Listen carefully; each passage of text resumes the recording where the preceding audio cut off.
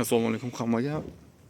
Mana fermerlar uchun Turkiyadan keltirilgan yangi tank охладительlar hozirgi kunda mana Toshkentda sotuvda mavjud.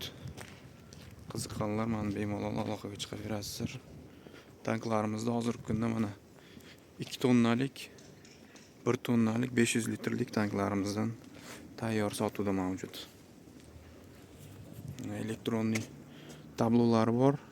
Gradusni, litrni hammasini elektronli ko'rsatib turadi. Tarozilari ham bor.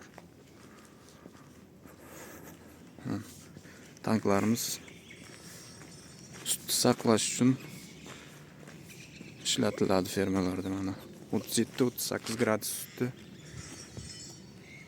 4 gradusgacha sovutib 3 kungacha sutni ayntmasdan saqlab turadi mana. Bemalol. Tanklarimiz mana Turkiyadan kelgan, qiziqqanlar bemalol aloqaga chiqaverasizlar. Mana bu 500 litrlik tankimiz. Bu 1 tonna.